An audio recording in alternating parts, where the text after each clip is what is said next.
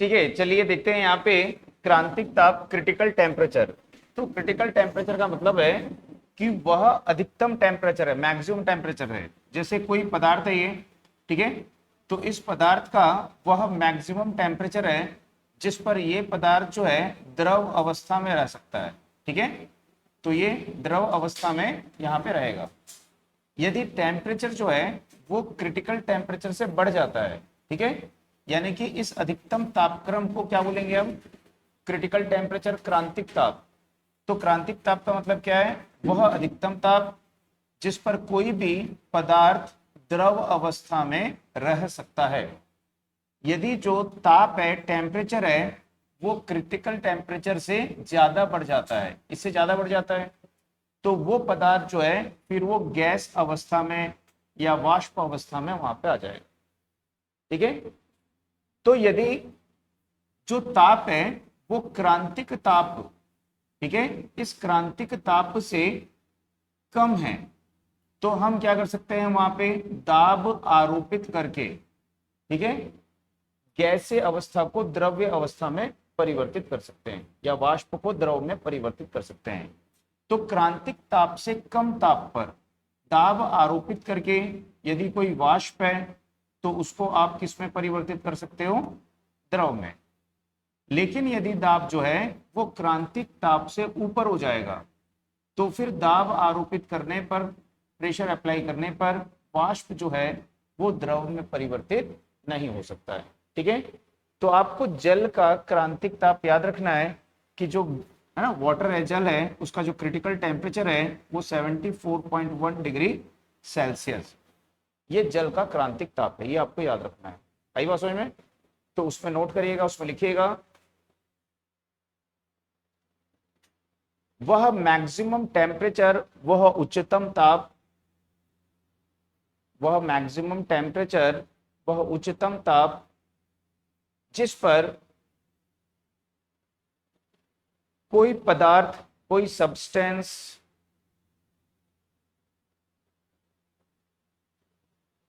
द्रव अवस्था में, लिक्विड स्टेट में, द्रव अवस्था में रह सकता है।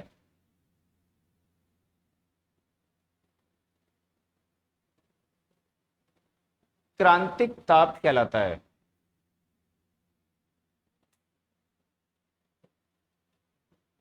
क्रांतिक ताप कहलाता है, क्रिटिकल टेम्परेचर कहलाता है। ठीक है, तो इस टेम्परेचर पे कोई भी पदार्थ किस अवस्था में रह सकता है? ये अधिकतम टेम्परेचर है, इससे ज्यादा बढ़ेगा तो फिर वो गैसीय अवस्था में। तो नेक्स्ट देखिए, क्रांतिक ताप से अधिक ताप पर, क्रांतिक ताप से अधिक ताप पर पदार्थ गैसीय अवस्था में रहता है, गैसीय अवस्था में रहता है।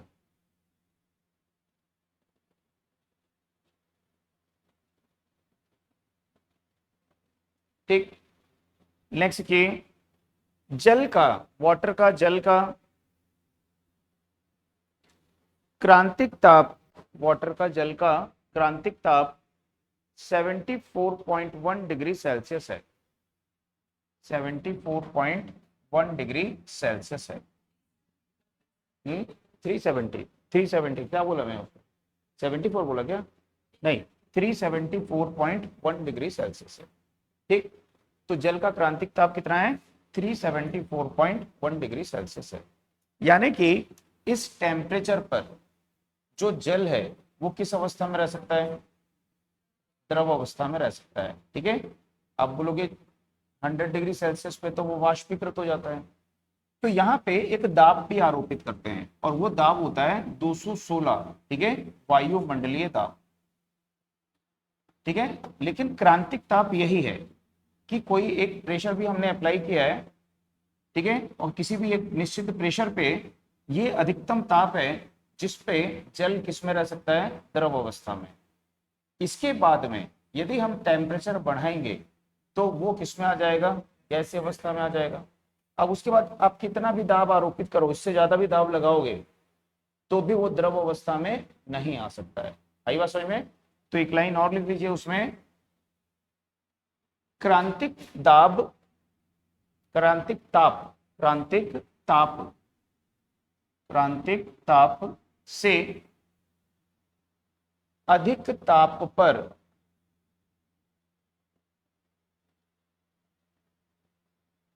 है ना, क्रिटिकल टेम्परेचर से हायर टेम्परेचर पर दाब आरोपित करने पर भी, प्रेशर अप्लाई करने पर भी, दाब आरोपित करने पर भी, प्रेशर अप्लाई करने पर भी जल द्रव अवस्था में नहीं आता है, द्रव या जल द्रव अवस्था में नहीं आता है।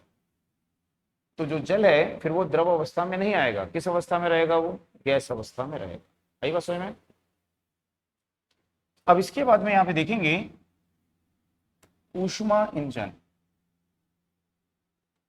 ऊष्मा इंजन, हीट इंजन। तो ऊष्मा इंजन जो है, हीट इंजन जो है, वो एक कैसी युक्ति होती है, ये एक चक्रीय प्रक्रम है, चक्रीय युक्ति है, ठीक है। तो यह एक चक्रीय यानी साइक्लिक युक्ति यानी डिवाइस है, ठीक है। तो ये एक साइक्लिक डिवाइस है, चक्रीय प्रक्रम है, इसमें चक्रीय युक्ति है ये, ठीक है। तो ये जो ऊष्मा इंजन है ये क्या करता है, ऊष्मीय ऊर्जा को यांत्रिक ऊर्जा में परिवर्तित करता है। यह ऊष्मीय ऊर्जा को यानी हीट एनर्जी को यांत्रिक ऊर्जा में यानी मैकेनिकल एनर्जी में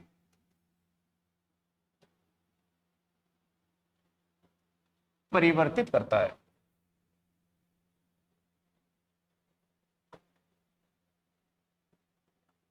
ठीक है, तो समझ में आया कि ये क्या है, यहाँ पे एक चक्रीय युक्ति है, साइक्लिक ऑर्डर में चलेगा ये, है ना, चक्रीय क्रम में चलेगा। और ये क्या करता है, ऊष्मीय ऊर्जा को यांत्रिक ऊर्जा में परिवर्तित करता है। अब इसके जो भाग होते हैं, इसके मुख्य भाग कौन कौन से हो सकते हैं, ठीक है। तो इसके मुख्य भाग,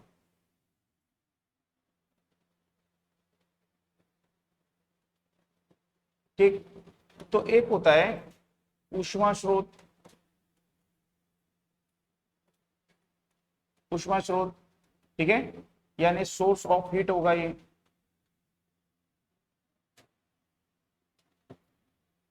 एक होता है इसमें सिंक,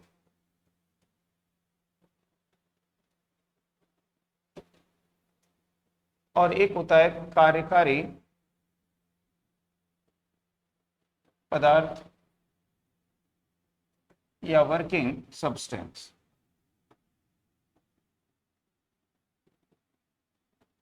तो कार्यकारी पदार्थ, वर्किंग सब्सटेंस, जैसे कि भाप वगैरह है ना, भाप यानी स्टीम है, तो वो कार्यकारी पदार्थ हो सकता है। तो यहाँ पे गैस वगैरह हो सकती है ना, आदर्श गैस वगैरह हो सकती हैं, तो वो सब यहाँ पे कार्यकारी पदार्थ हो सकते हैं। तो जो ये ऊष्मा इंजन है, इसमें यहाँ पे एक होता है ऊष्मा स्रोत, तो ये ऊष्मा स्रोत है,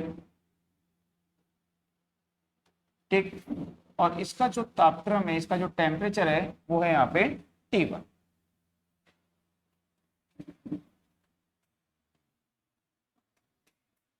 कम कर दो उसको। और दूसरा देखेंगे यहाँ पे, ये होती है यहाँ पे सिंक,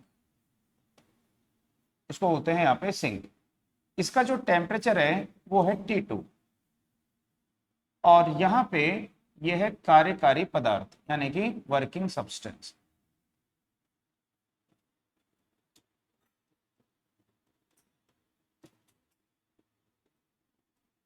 ठीक, अब जो ऊष्मा स्रोत है, इसका जो तापक्रम होता है, इसका जो टेम्परेचर होता है वो T1 है। तो इसका जो टेम्परेचर है T1 वो ग्रेटर देन क्या है, T2, यानी कि ऊष्मा स्रोत का जो तापक्रम होता है वो सिंक के तापक्रम से क्या होता है, अधिक होता है। या बोलेंगे कि जो सिंक का तापक्रम होता है T2, ये लेस देन क्या होता है, यहाँ पे T1 होता है।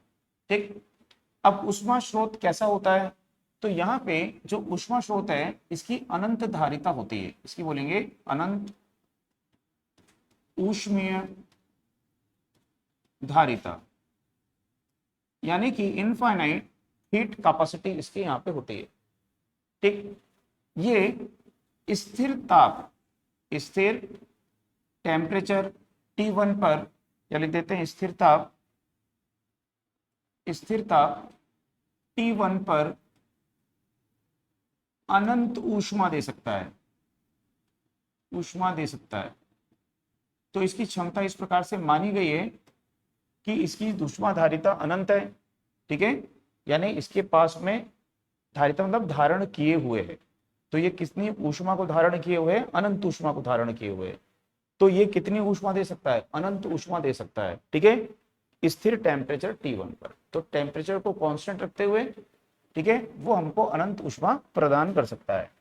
और जो सिंक जो है, ठीक है, इसकी भी क्या है, ऊष्मा धारिता अनंत है, तो इसमें अनंत ऊष्मा, ठीक है, ग्रहण करने की क्षमता है, ग्रहण करने की क्षमता है। ठीक है, तो ये स्थिर ताप T2 पर अनंत ऊष्मा ग्रहण कर सकता है।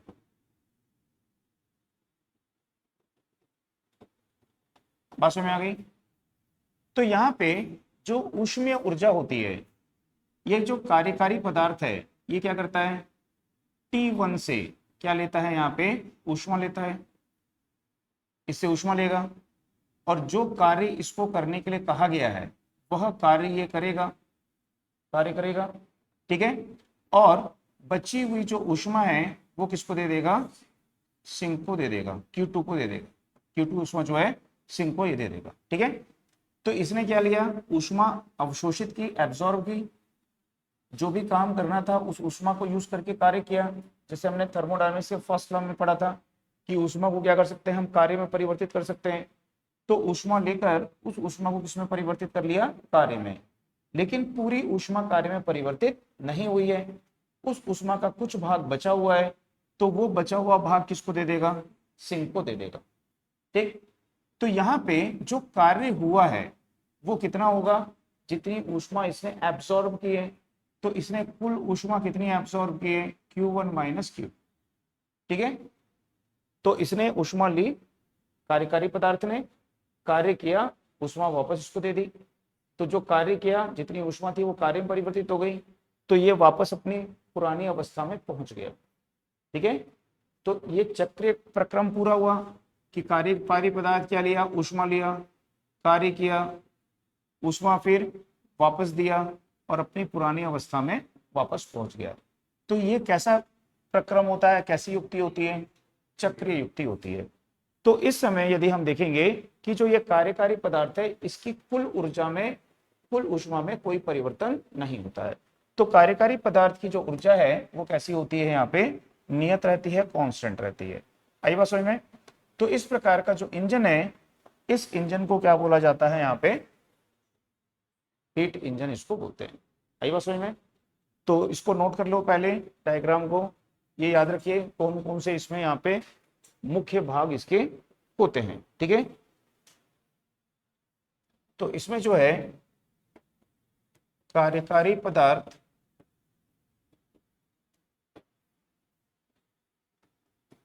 ऊष्मा स्रोत से Q1 ऊष्मा अवशोषित करके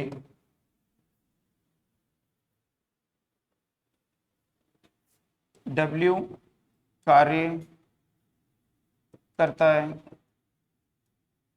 और शेष ऊष्मा Q2 हीट सिंक को दे देता है। तो इसको सिंक को क्या बोलते हैं, हीट सिंक इसको बोलेंगे, है ना, हीट सिंक को दे देता है और वापस अपनी पुरानी अवस्था में आ जाता है।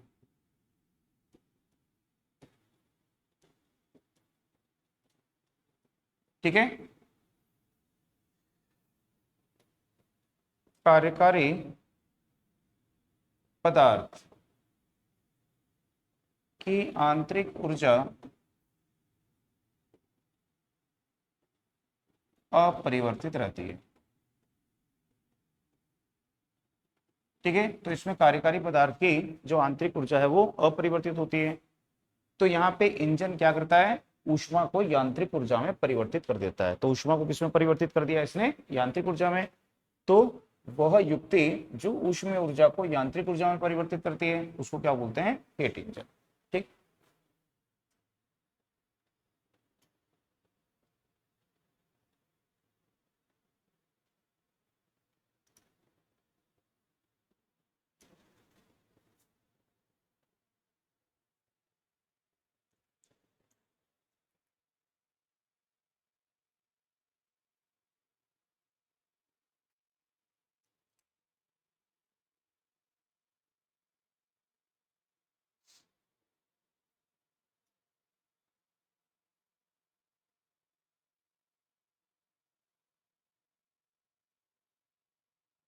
हो गया, नोट कर लिए।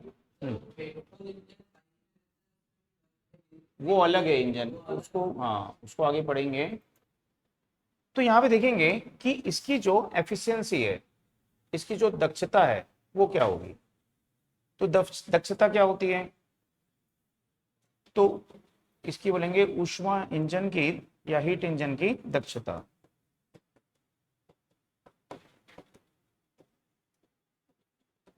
तो दक्षता यानी एफिशिएंसी जो होती है ये आउटपुट अपॉन इनपुट होती है ना। तो आउटपुट क्या है, किया गया कार्य, और इनपुट क्या हो जाएगा, अवशोषित ऊष्मा। ठीक है, तो कितनी ऊष्मा अवशोषित हुई है। ठीक है, तो हम बोलेंगे कि इसकी जो दक्षता होगी वो होगा किया गया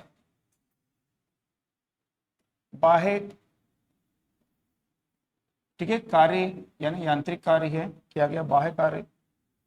ठीक, तो जो किया गया बाह्य कार्य है वो क्या है, डब्ल्यू है, ये किया गया बाह्य कार्य हो गया यहाँ पे। ठीक, और बटा हो जाएगा यहाँ पे ऊष्मा इंजन की, इसने कितनी ऊष्मा अवशोषित की गई। ठीक है, उसको बोलेंगे अवशोषित, अवशोषित ऊष्मा। ठीक है, तो अवशोषित ऊष्मा इसकी कितनी है।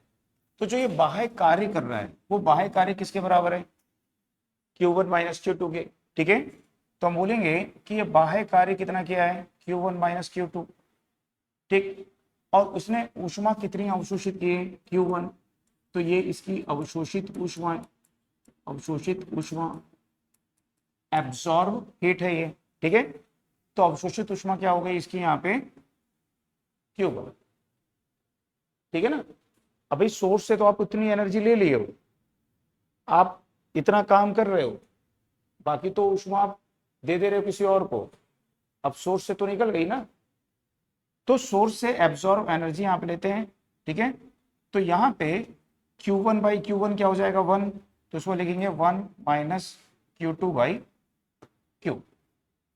तो ये इसकी यहाँ पे क्या होगी, दक्षता। तो यदि देखें कि जो इसकी दक्षता है वो कभी भी 100% नहीं हो सकती, 100 नहीं हो सकती। 100 होने के लिए, 100% होने के लिए इनका रेशियो क्या होना चाहिए, 1 होना चाहिए। ठीक है, तो इनका रेशियो 1, मतलब इनका रेशियो 0 होना चाहिए।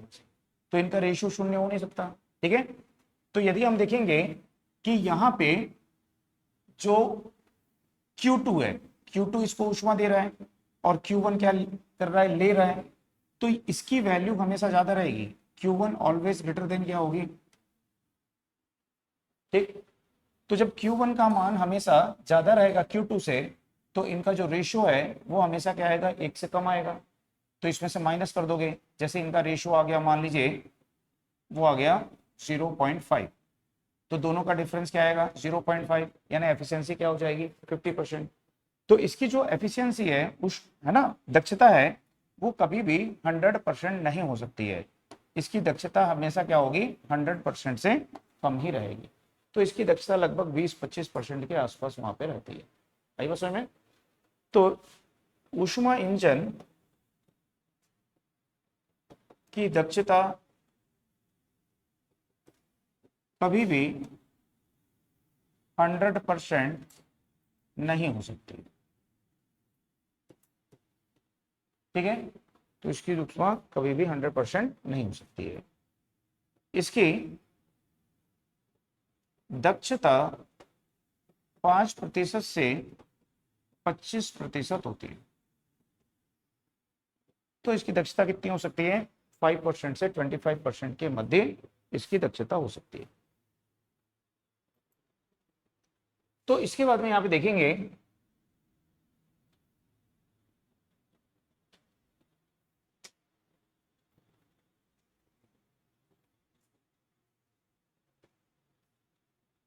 कारणों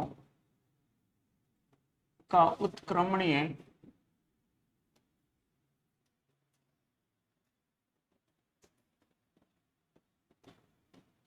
इंजन एवं कारणों चक्र।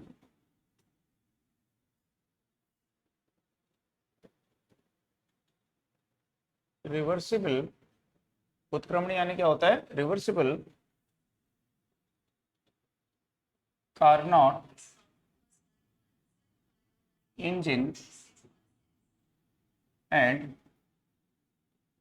Carnot cycle.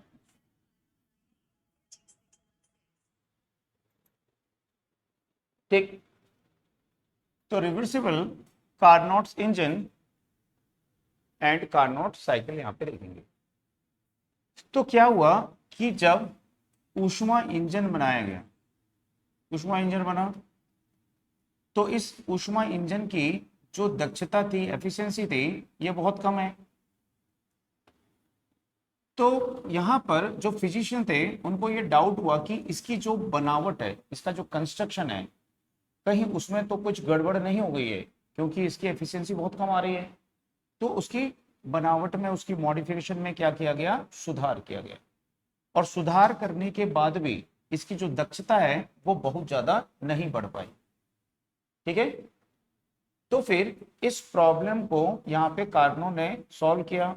उसने अपना स्टेटमेंट किया कि किसी भी इंजन की जो दक्षता है वो 100% प्राप्त नहीं कर सकते हैं। ठीक है, क्योंकि ये प्रकृति के क्या होता है विपरीत, प्रकृति के विपरीत होगा। कोई भी चीज 100% नहीं हो सकती, आदर्श नहीं हो सकती। तो किसी भी इंजन की जो दक्षता है वो 100% प्राप्त नहीं कर पाएंगे, ये प्रकृति के विपरीत होगा।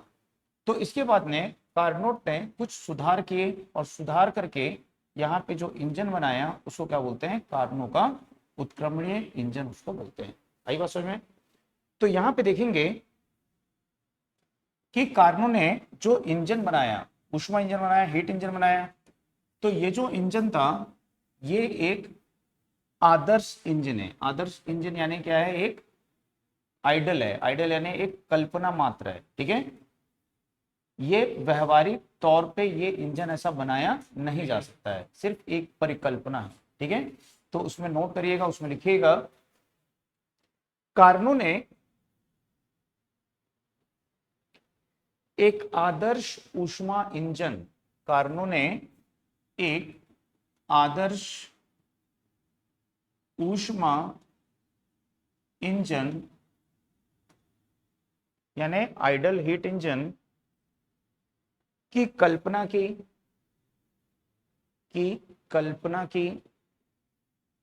जो कि व्यवहार में प्रैक्टिकली, व्यवहार में यानी प्रैक्टिकली संभव नहीं है, पॉसिबल नहीं है, जो कि प्रैक्टिकली व्यवहार में संभव नहीं है, पॉसिबल नहीं है, किंतु उसकी एफिशिएंसी मैक्सिमम होती है, अधिकतम होती है। किंतु उसकी एफिशिएंसी मैक्सिमम होती है, अधिकतम होती है। इसे कार्नो का उत्क्रमणीय इंजन कहते हैं, इसे कार्नोट्स रिवर्सिबल इंजन कहते हैं।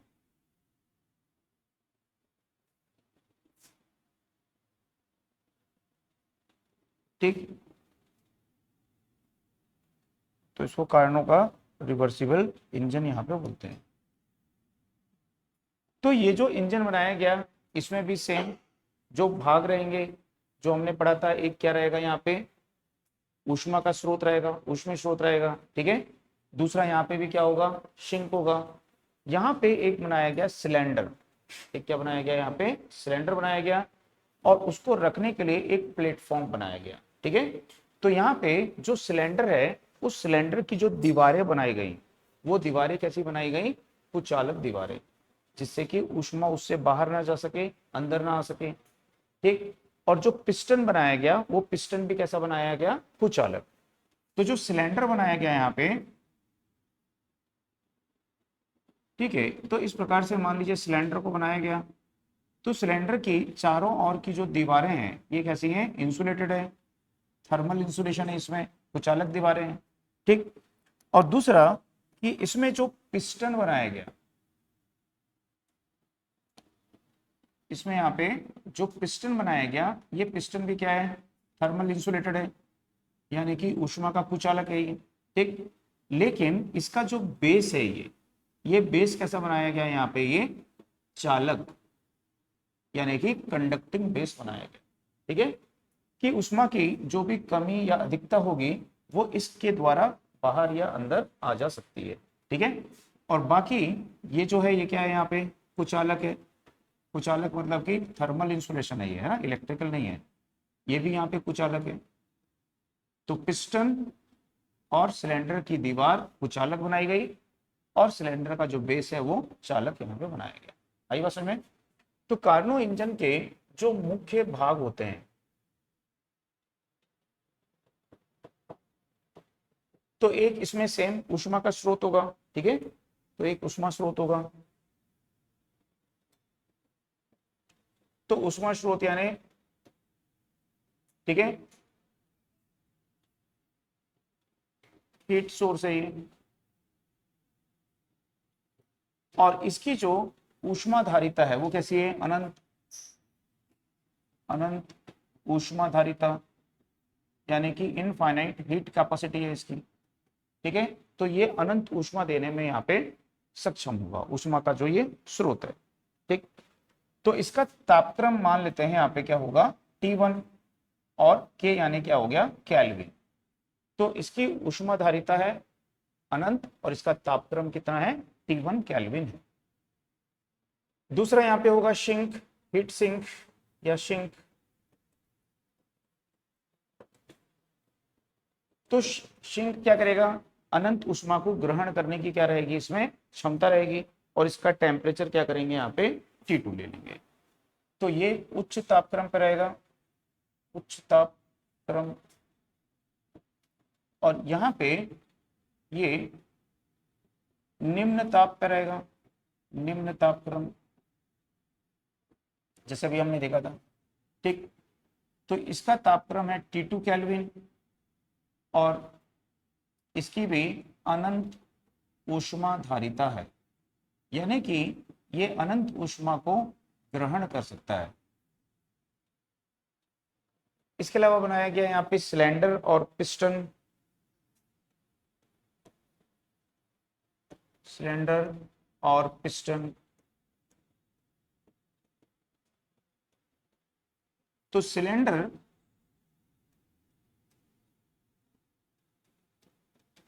की दीवार यानी वॉल कुचालक,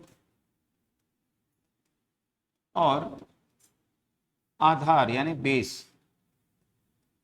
चालक है।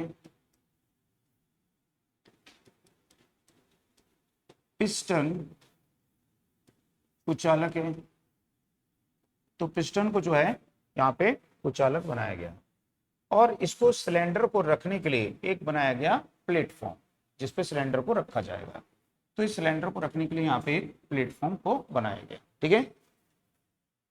और इसमें भी रहेगा कार्यकारी पदार्थ। तो जो कार्यकारी पदार्थ है वो इसमें रहेगी आदर्श गैस। तो ये आपको याद रखना है। यदि पूछेगा कि कारणों के ऊष्मा इंजन में, हीट इंजन में वर्किंग सब्सटेंस, कार्यकारी पदार्थ क्या होती है? आदर्श गैस, ठीक है। किसका टेम्परेचर ज्यादा होता है, हीट सोर्स का या सिंक का? तो हीट सोर्स का टेम्परेचर क्या होगा? ज्यादा रहेगा, ठीक है। तो इसमें भी सेम उसी तरह से होगा। सोर्स से क्या करेगा? ऊष्मा को अवशोषित करेगा, कार्य करेगा, ठीक है। और शेष ऊष्मा किसको दे देगा? वो यहाँ पे सिंक को पास कर देगा। तो यहाँ पे जो कार्यकारी पदार्थ लिया गया वो क्या लिया गया? आदर्श गैस को लिया गया।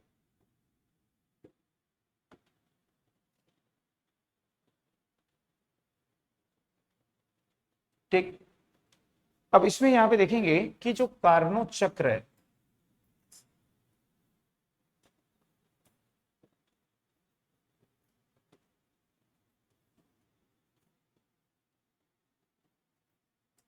ये कार्नोट चक्र, कार्नोट साइकिल होती है।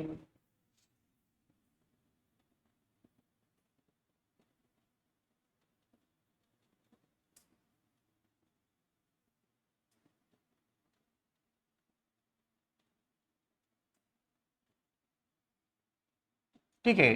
तो एक यहाँ पे बता रहा है प्रेशर को और दूसरा बता रहा है यहाँ पे वॉल्यूम, आयतन। तो यहाँ पे देखेंगे कि कार्नोट साइकिल जो है इस प्रकार से ये रहती है।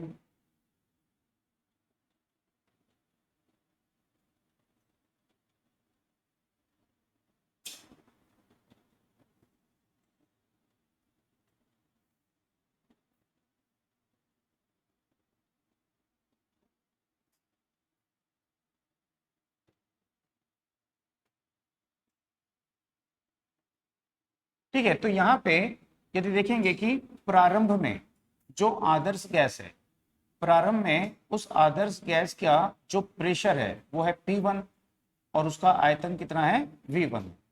तो यहाँ पे दाब रहता है P1 और आयतन रहता है V1। अब इसमें क्या करते हैं? जो हमने समतापी प्रसार पढ़ा है, समतापी प्रसार पढ़ा है, तो समतापी प्रसार इसमें यहाँ पे करते हैं, ठीक। तो यहाँ पे ये टेम्परेचर है, तापक्रम है, तो यहाँ पे समतापी प्रसार होता है।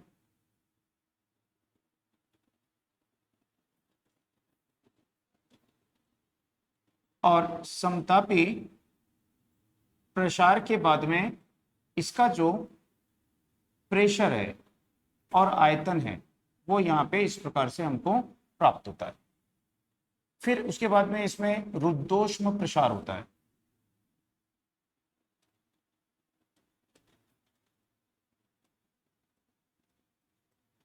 और रुद्धोष्म प्रसार के बाद में इसका जो प्रेशर है P3 और आयतन जो है V3 मिलेगा। फिर इसके बाद में इसमें करते हैं समतापी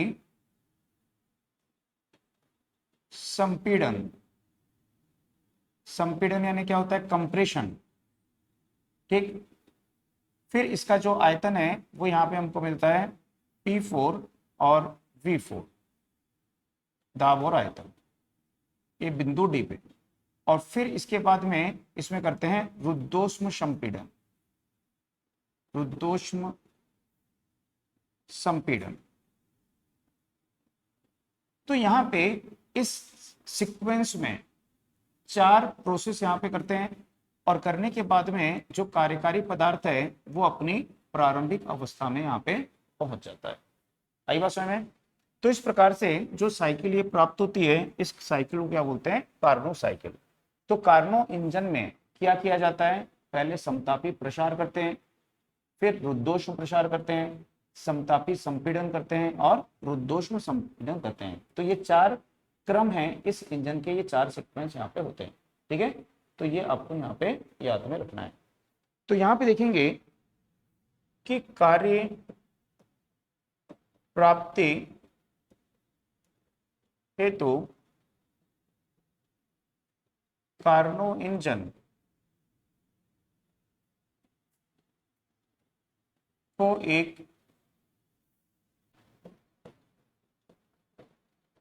निश्चित क्रम से चलाते हैं। तो एक निश्चित क्रम है ये, इस निश्चित क्रम में इसको यहां पे चलाया जाता है।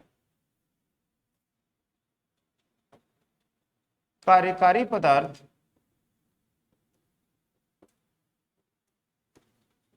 आदर्श गैस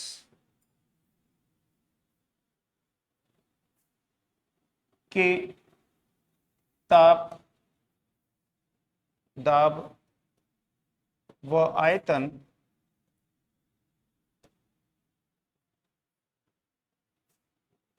में परिवर्तन करके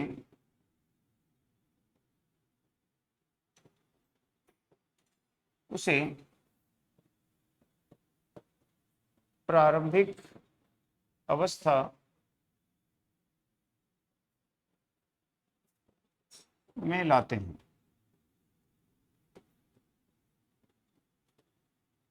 इस संपूर्ण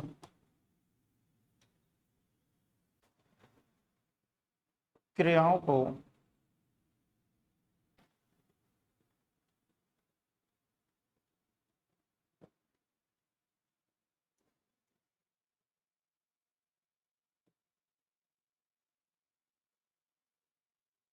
कार्नो चक्र कहते हैं।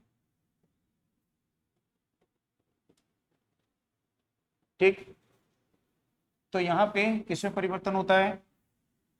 दाब, ठीक है, ताप, दाब और आयतन। तो टेम्परेचर है ये टी, ये टेम्परेचर चेंज होगा, ठीक है, और इसके साथ में क्या चेंज होगा? दाब और आयतन यहाँ पे परिवर्तित होता है।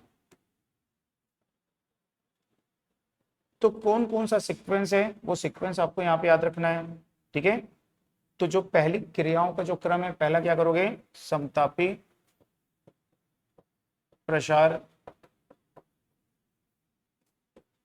आइसोथर्मल एक्सपांशन,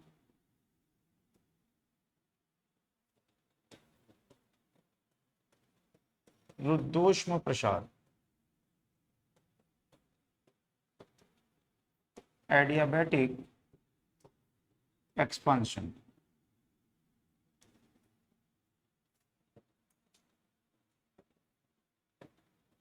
समतापी संपीड़न, आइसोथर्मल कंप्रेशन,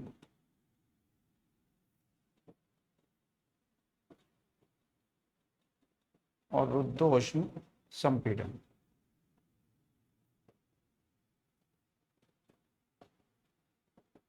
एडियाबैटिक कंप्रेशन।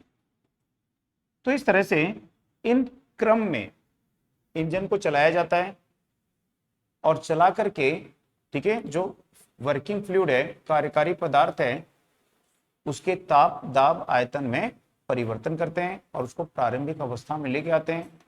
तो इस इंजन को कार्नो इंजन बोलते हैं, और ये कैसा है? एक परिकल्पना है, ठीक है, व्यवहार में ऐसा कोई इंजन नहीं है। और इसकी जो दक्षता है वो कैसी होती है? उच्चतम होती है। तो कार्नो इंजन कैसा इंजन है? एक हीट इंजन है, ऊष्मा इंजन है, ठीक है। तो याद रखना है, कार्नो इंजन जो है एक ऊष्मा इंजन है, लेकिन ये व्यवहार में नहीं है, ये एक परिकल्पना मात्र है।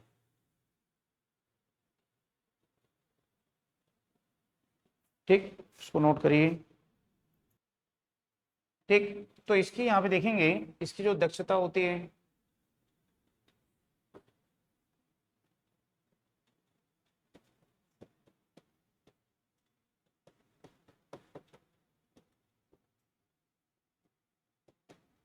तो ये क्या हो गया? किया गया कार्य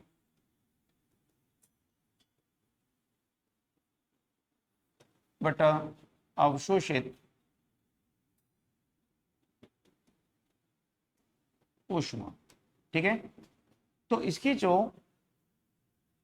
दक्षता को टेम्परेचर के पद में लेते हैं, ताप के पद में यहाँ पे लेते हैं, तो ये होती है 1 माइनस T2 अपॉन T1, ठीक है, तो होती है T2 अपॉन T1। तो ये इसकी दक्षता यहाँ पे है।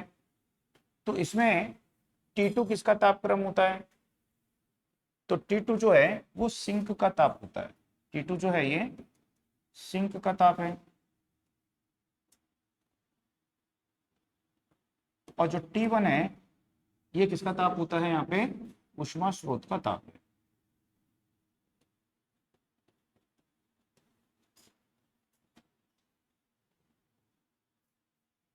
ठीक, तो यहाँ पे कार्नो इंजन की जो दक्षता है वो किस पर निर्भर करती है, सिंक तथा ऊष्मा स्रोत के तापक्रम पर निर्भर करती है, ठीक है। तो कार्नो इंजन की दक्षता ऊष्मा स्रोत व सिंक के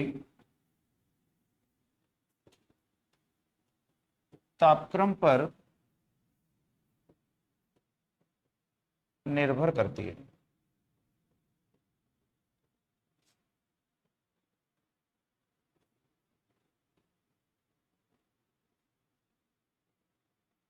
ठीक,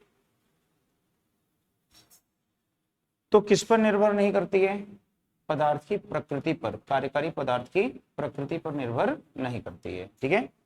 तो यदि बोलेगा किस पर निर्भर नहीं करती है, तो बोल सकते हैं कि कार्यकारी पदार्थ की प्रकृति पर निर्भर नहीं करती है।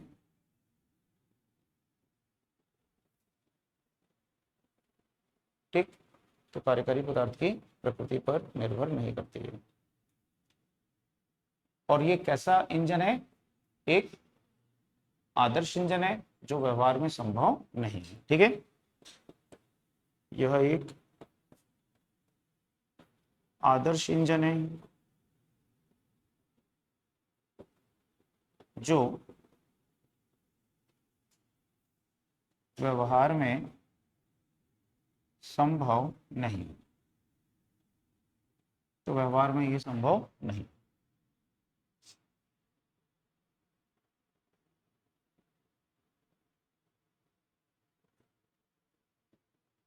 ठीक, इसके बाद में देखेंगे, तो यहां पे हेडिंग डालिए प्रिंसिपल ऑफ रेफ्रिजरेशन, यानी कि प्रशीतन का सिद्धांत।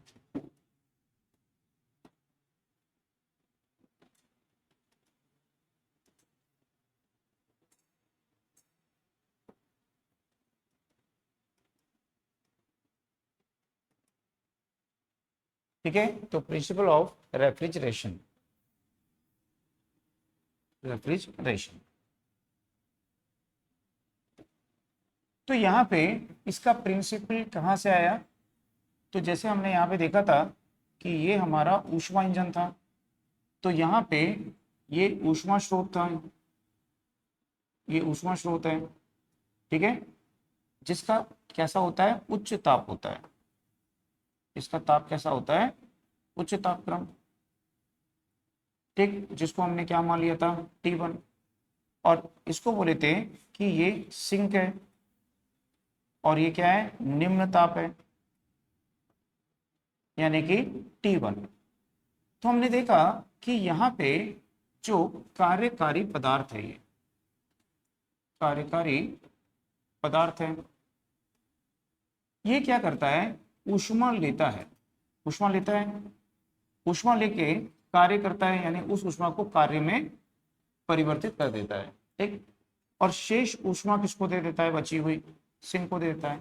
तो ऊष्मा लिया, कार्य किया, बची हुई ऊष्मा निम्न ताप पर दे दिया। तो उच्च ताप से कार्य करने के बाद ऊष्मा को कहां दे दिया, निम्न ताप पे दे दिया। तो ये सोचा गया कि जब ऐसा हो सकता है तो इसका रिवर्स फंक्शन भी तो हो सकता है, ठीक है, यदि ऐसा हो सकता है तो इसका उल्टा भी कार्य हो सकता है, यानी कि जो कार्यकारी पदार्थ है वो इस निम्न तापक्रम वाले सिंक से ऊष्मा ले, निम्न तापक्रम से ऊष्मा ले और उसको उच्च तापक्रम पे पहुंचा दे। तो ये कैसे संभव होगा? तो जब वो ऊष्मा लिया, कार्य किया और निम्न को दिया, अब वो कार्य नहीं करेगा, अब हम कार्य करेंगे। ठीक है, तो हम क्या करेंगे, इस कार्यकारी पदार्थ पर बाहर से कार्य कराएंगे, बाहर से क्या कराएंगे, हम कार्य कराएंगे। ठीक है, और कार्य करा करके हम क्या कर सकते हैं, कार्य को ऊष्मा में परिवर्तित कर सकते हैं। ठीक है, अब धनात्मक ऊष्मा भी हो सकती है, ऋणात्मक ऊष्मा भी हो सकती है। ठीक है, तो जब हम यहां से पे अब बाहर से कार्य करेंगे कार्यकारी पदार्थ के ऊपर में, तो वो कार्यकारी पदार्थ क्या होगा, निम्न तापक्रम वाले पदार्थ से, वस्तु से ऊष्मा लेकर के उच्च तापक्रम वाले को दे देगा।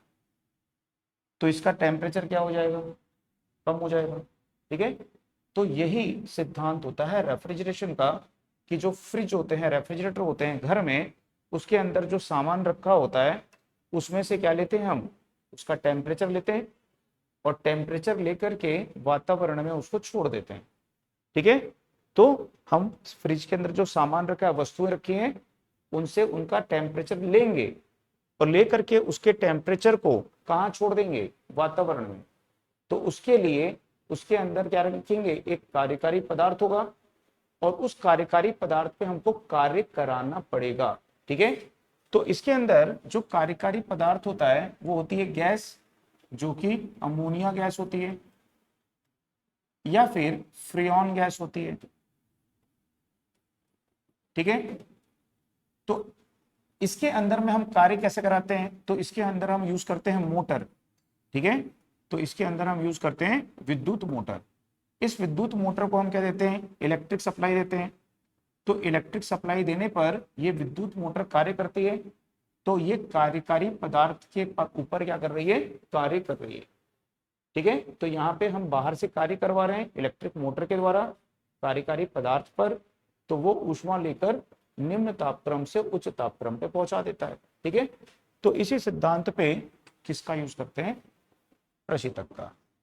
ठीक है, तो जो कार्यकारी पदार्थ यहाँ पे यूज करते हैं उसको क्या बोलते हैं, रेफ्रिजरेंट। उसको क्या बोला जाता है, रेफ्रिजरेंट बोलते हैं। और जो फ्रिज होता है, रेफ्रिजरेटर होता है, ठीक है, उसको क्या बोलते हैं, प्रशीतित्र उसको बोलते हैं। प्रशीतन यानी क्या हो गया, रेफ्रिजरेशन, प्रशीतित्र यानी क्या हो गया, रेफ्रिजरेटर। ठीक है, और और जो कार्यकारी पदार्थ है, ठीक है, उसको क्या बोलेंगे वहां पे, रेफ्रिजरेंट उसको बोलेंगे। तो उसको बोलेंगे प्रतिशीतन, है ना, प्रतिशीतन ऐसे कुछ बोलेंगे उसको। ठीक है, समझ में आया ये? तो हमारे घरों में जो रेफ्रिजरेटर हैं उनमें से इन दोनों में से कौन सी गैस भरी जाती है, फ्रियोन गैस को भरते हैं। ठीक है, तो यदि बोलेगा कि घरों में उपयोग किए जाने वाले रेफ्रिजरेटर में कौन सी गैस को भरा जाता है, फ्रियोन गैस को भरते हैं। आई बात समझ में? तो इसमें नोट करिए, इसमें लिखिएगा, यह ऊष्मा इंजन का, यह ऊष्मा, यह ऊष्मा इंजन का रिवर्स, रिवर्स यानी उल्टा कार्य करता है। तो ये ऊष्मा इंजन का रिवर्स कार्य, उल्टा कार्य यहाँ पे करता है। इसमें कार्यकारी पदार्थ अमोनिया या फ्रियोन गैस पर बाहर से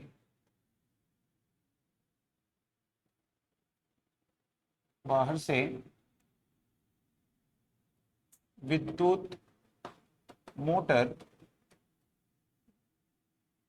द्वारा कार्य कराकर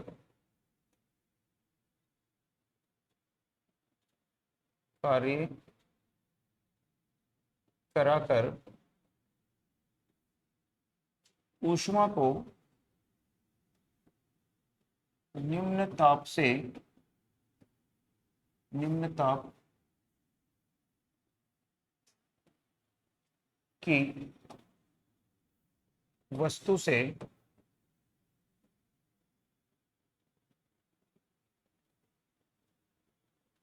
उच्च ताप की वस्तु को ट्रांसफर करते हैं या स्थानांतरित करते हैं। ठीक है, तो यहां पे जो है हम उल्टा कार्य यहां पे करते हैं।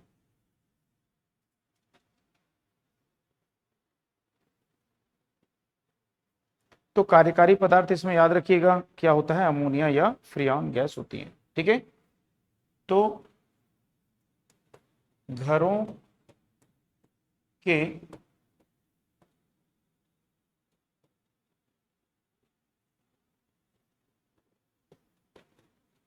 रेफ्रिजरेटर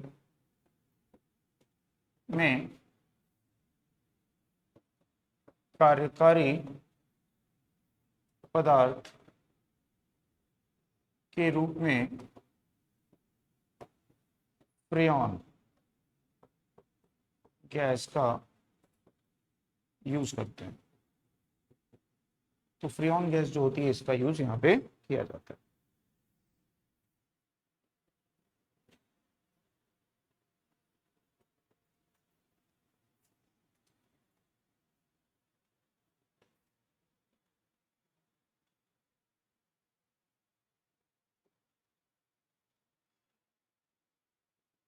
तो इसका जो कार्यकारी गुणांक है, रेफ्रिजरेटर का कार्यकारी गुणांक या कार्य गुणांक उसको लेंगे, कार्य गुणांक। तो इसका जो कार्य गुणांक है, ठीक है, उसको यहाँ पे बीटा से शो करते हैं, यानी कि वर्किंग कोएफिशिएंट ऑफ क्या होगा, रेफ्रिजरेशन। ठीक है,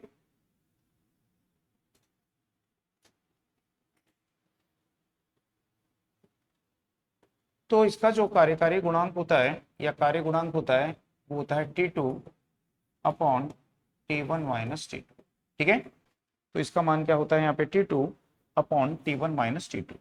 तो T2 जो है वो किसका तापक्रम है, तो ये उच्च तापक्रम है, उच्च तापक्रम, और ये किसका है, स्रोत, उच्च तापक्रम स्रोत है ये। और T1 जो है निम्न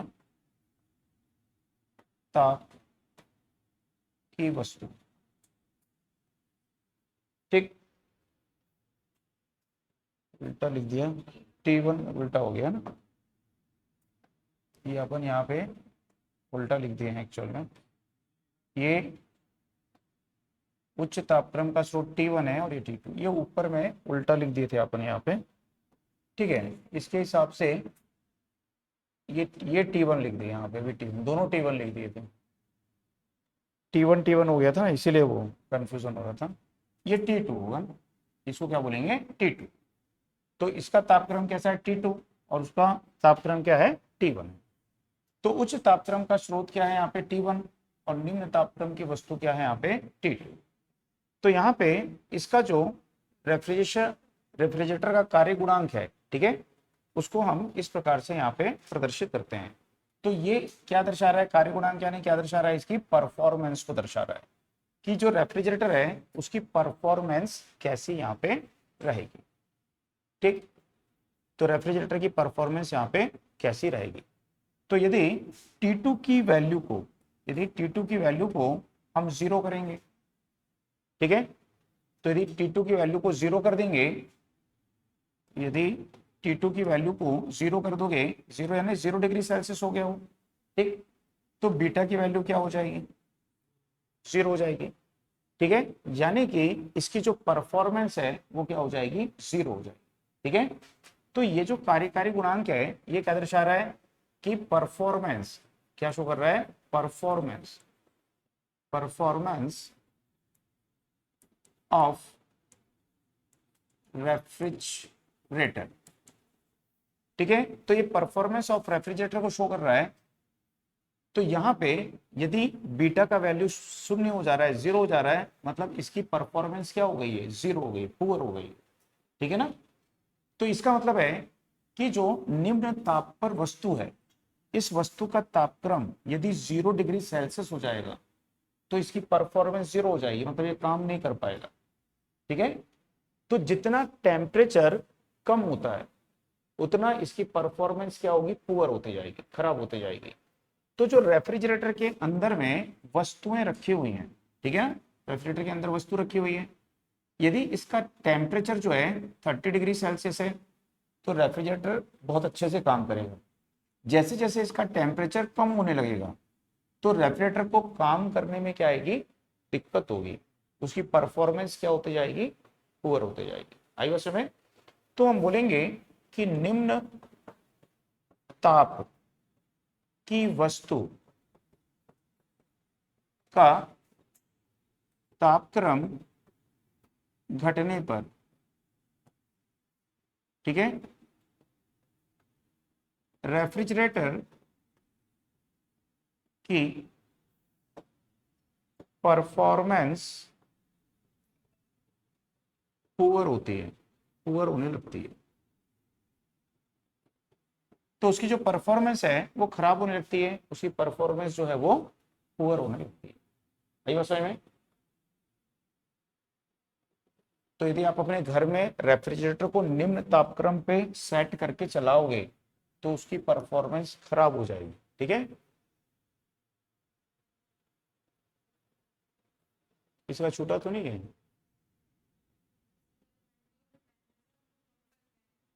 ठंड में टेम्परेचर गर्मी में करते हो ना। हाँ, यहाँ पे तो यदि बोलेगा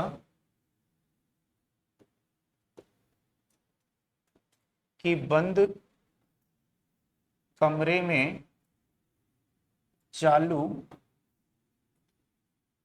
रेफ्रिजरेटर के डोर को, दरवाजे को खुला रखें तो कमरे का तापक्रम क्या होगा। ठीक है, तो आपका आंसर आएगा कि कमरे का तापक्रम बढ़ जाएगा। तो कमरे का जो तापक्रम है वो बढ़ जाएगा।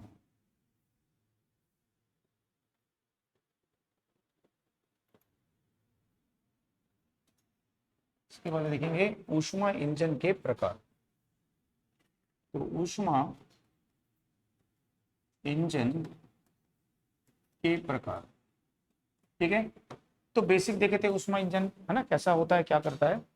तो ऊष्मा इंजन जो होते हैं ये दो प्रकार के होते हैं।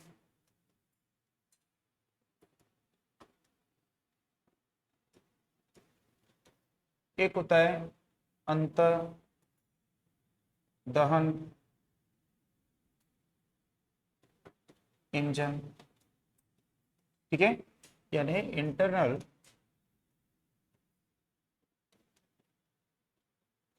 Combustion engine. और दूसरा होता है बाह्य दहन इंजन, यानी एक्सटर्नल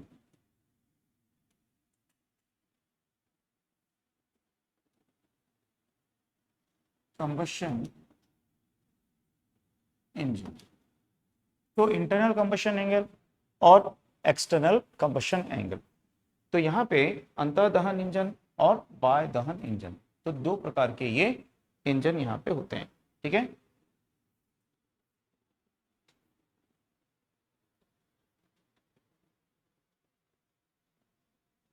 तो अंतः दहन और बाह्य दहन दो प्रकार के इंजन है, इंटरनल और एक्सटर्नल। तो सबसे पहले जो अंतः दहन है, इंटरनल कंबशन है, तो इसको आंतरिक भी बोल सकते हो, आंतरिक दहन। ठीक है, आंतरिक दहन, ठीक है। तो यहाँ पे जो आंतरिक दहन इंजन है ये कौन से होते हैं? तो होता है पेट्रोल इंजन, पेट्रोल इंजन। दूसरा होता है डीजल इंजन, डीजल इंजन। और बाह्य दहन इंजन जो है ये होता है स्टीम इंजन। ठीक है, क्या बोलते हैं? वाष्प इंजन, वाष्प इंजन यानी कि स्टीम इंजन। ठीक है, तो सबको पता है वाष्प इंजन पहले ट्रेनों में यूज किया थे, लोकोमोटिव में। तो वाष्प इंजन की खोज किसने की थी? जेम्स वाट, नाम सुने होंगे है ना। वाष्प की शक्ति का पता, भाप की शक्ति का पता किसने लगाया था? जेम्स वाट ने। उसी के नाम पे वॉट इकाई है शक्ति की ना, पावर की यूनिट क्या है? वॉट है। तो वाष्प स्टीम को क्या बोलते हो? भाप भी बोलते हो, भाप बोल सकते हो, भाप इंजन। ठीक है, तो भाप इंजन बोलते थे ना इनको, जो पहले ट्रेन वगैरह में यूज किए जाते थे। ठीक, तो यहाँ पे देखेंगे इंटरनल कंबशन इंजन, अंतः दहन इंजन। तो इंटरनल कंबशन इंजन, अंतः दहन इंजन का मतलब क्या होता है? इसमें इंजन के अंदर में ही जो फ्यूल होता है, जो ईंधन होता है, उसको जलाया जाता है। ठीक है, तो उसको क्या बोलते हैं? अंतः दहन इंजन। तो हम बोल सकते हैं कि इनमें इंजन के अंदर, इंजन के अंदर ईंधन को, ठीक है, जलाते हैं, यानी उसको कंबशन करते हैं, जलाते हैं। जलाने को ही क्या बोलते हैं? कंबशन करना, दहन करना। और ज्यादा शुद्ध हिंदी चाहिए तो ईंधन को दहन करते हैं बोल सकते हैं। ठीक है, तो समझ में आया? तो यहाँ पे पेट्रोल इंजन और दूसरा क्या होता है? यहाँ पे डीजल इंजन होता है। तो यहाँ पे जो ये पेट्रोल इंजन है, जो यहाँ पे ये पेट्रोल इंजन है ये, तो जो पेट्रोल इंजन है, इस इंजन का जो आविष्कार है, ठीक है, वो आविष्कार किसने किया था? अच्छा, पेट्रोल इंजन का ही दूसरा नाम क्या है? इसी का दूसरा नाम है ऑटो इंजन, ऑटो इंजन। ठीक है, क्यों ऑटो इंजन इसको रखा गया है? क्योंकि पेट्रोल इंजन को ऑटो इंजन क्यों बोलते हैं? क्योंकि इसके जो आविष्कारक थे, आविष्कारक, ठीक है, उनका नाम ही ऑटो था, ऑटो। ठीक है, तो पेट्रोल इंजन का आविष्कार किसने किया था? ऑटो ने। तो उन्हीं के नाम पर पेट्रोल इंजन को क्या बोला जाता है? ऑटो इंजन बोलते हैं। ठीक, और इस इंजन में जो कार्यकारी पदार्थ होता है, यानी फ्यूल होता है, ईंधन होता है, ठीक है, तो इसमें जो ईंधन है या कार्यकारी पदार्थ है, ईंधन बोलो या फिर या कार्यकारी पदार्थ है, ठीक, वो क्या होता है? तो वो होता है पेट्रोल प्लस एयर। तो पेट्रोल के साथ किसका यूज करते हैं यहाँ पे? एयर का। ठीक है, तो पेट्रोल में एयर को कौन मिक्स करता है? ठीक है, तो एक होता है इसमें कार्बोरेटर। तो कार्बोरेटर में क्या होता है? पेट्रोल और एयर को मिक्स करते हैं, यानी मिलाते हैं। ठीक है, तो ये पूछेगा कि पेट्रोल इंजन में, ठीक है, पेट्रोल के साथ किसका यूज किया जाता है? एयर का। तो एयर ज्यादा मात्रा में होती है, पेट्रोल कम मात्रा में होता है। ठीक है, जैसे 98% एयर होगी तो लगभग 2% क्या होगा वहां पे? पेट्रोल होगा। ठीक है, तो जो कार्बोरेटर होता है, इस कार्बोरेटर में पेट्रोल और एयर को आपस में क्या करते हैं? यहाँ पे मिलाते हैं। ठीक है, तो यहाँ पे जो एयर फ्यूल रेशियो बोलते हैं, यदि रेशियो में लेंगे उसको, कि एयर फ्यूल रेशियो कितना होता है, तो इसका जो एयर फ्यूल, या लिख देते हैं air fuel ratio, air and fuel ratio. तो इसकी वैल्यू लगभग 15:1 होती है। तो इसकी वैल्यू लगभग कितनी होती है यहाँ पे 15:1, 15:1 होती है एयर फ्यूल रेशियो। ठीक है, तो यहाँ पे जो पेट्रोल इंजन होते हैं जो आजकल यूज किए जा रहे हैं, ये कितने स्ट्रोक के होते हैं, 4 स्ट्रोक, 4 स्ट्रोक इंजन। तो आजकल जो यूज किए जा रहे हैं वो कितने स्ट्रोक के इंजन होते हैं, 4 स्ट्रोक के इंजन होते हैं। ठीक है, अब 4 स्ट्रोक का मतलब यहाँ पे क्या होता है, तो जैसे देखेंगे कि ये जो इंजन होते हैं, थोड़ा सा स्केल ले लेते हैं, कि ये जो इंजन होते हैं, इन इंजन में यहां पे, ठीक इस प्रकार से क्या होता है, एक ये सिलेंडर होता है, उसको क्या बोलेंगे, सिलेंडर। सिलेंडर समझते हो सब, है ना, खोखला बेलन, उसको सिलेंडर बोलते हैं। तो ये सिलेंडर होता है, और सिलेंडर के अंदर में यहाँ पे एक होता है पिस्टन। तो सिलेंडर के अंदर में यहाँ पे लगा देते हैं ऐसा पिस्टन।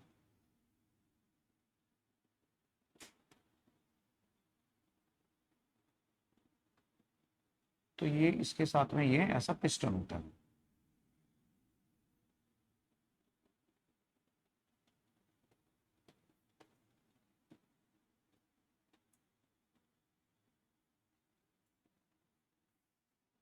ठीक, सॉरी सॉरी सॉरी,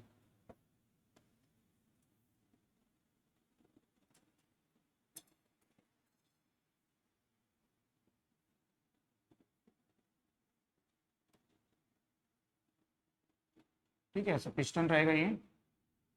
तो गैप ज़्यादा नहीं रहता है, यहाँ मैं जब बनाया हूँ मेरे से उतना अच्छा नहीं बना, गैप बिल्कुल नहीं रहता। ठीक है, तो मैंने थोड़ा सा गैप यहाँ पे आपको समझाने के लिए कुछ रखा हुआ है। तो यहाँ पे इस प्रकार से ये पिस्टन रहता है, और इस पिस्टन के साथ में यहाँ पे लगी होती है रिंग। तो रिंग बनाने के लिए मैंने वो जगह छोड़ी है, तो यहाँ पे ऐसा रिंग लगी होती है।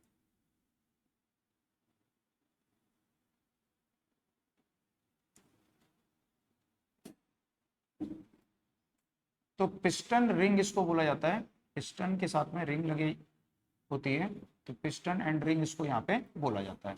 ठीक, अब इसके साथ में देखोगे नीचे में एक तिरछा रॉड जुड़ा होता है, जिसको क्या बोलते हैं, पिस्टन रॉड। तो यहाँ पे एक ऐसा तिरछा रॉड ऐसा जुड़ा हुआ होता है, तो इसको क्या बोलते हैं यहाँ पे, ऐसा पिस्टन रॉड। ठीक है, और यहाँ पे होता है क्रैंक, और क्रैंक ऐसा क्रैंक रहेगा यहाँ पे, और उस क्रैंक के साथ में एक ऐसा व्हील जैसी बनी हुई होगी, और उस व्हील के साथ में ये यहाँ पे ऐसा जुड़ा हुआ रहता है। ठीक है, तो ये ऐसे अप एंड डाउन मूव करेगा। तो ये जो व्हील है, ये व्हील क्या करेगी, यहाँ पे ऐसे रोटेट करेगी। तो इसको क्या बोलते हैं, क्रैंक। ठीक है, इसको बोलते हैं पिस्टन रॉड।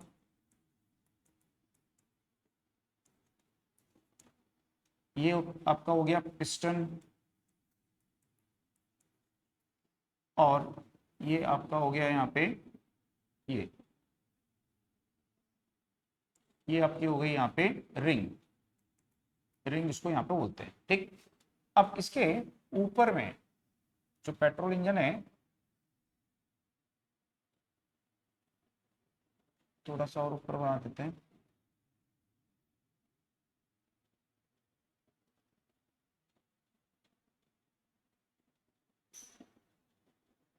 इसके ऊपर में यहाँ पे एक वॉल्व लगा होता है, यहाँ पे यहाँ पे एक लगा होता है आपका स्पार्क प्लग।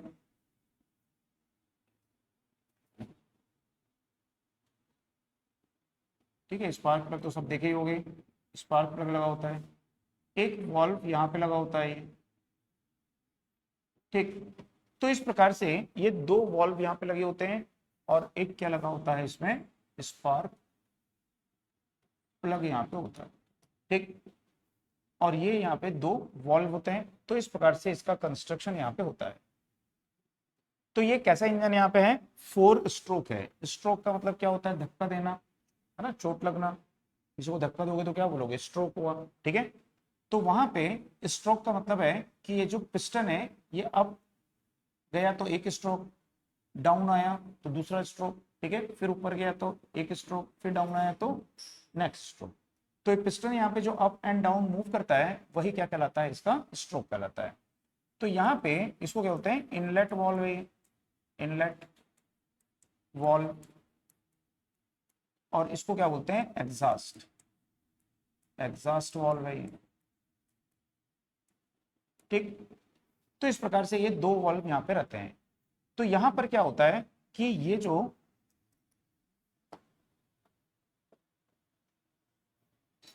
जो अपना पिस्टन यहाँ पे है ये, ठीक है, यहाँ पे जो ये अपना पिस्टन है,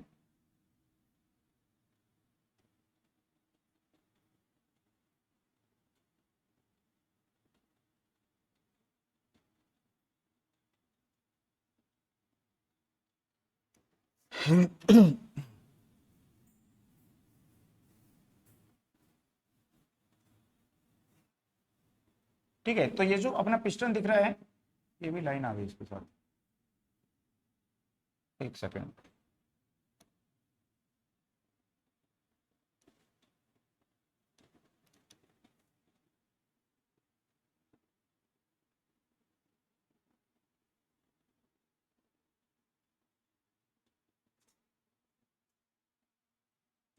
ठीक है, तो ये जो अपना पिस्टन दिख रहा है ये क्या करेगा, ऐसे अप जाएगा, ऊपर गया ये।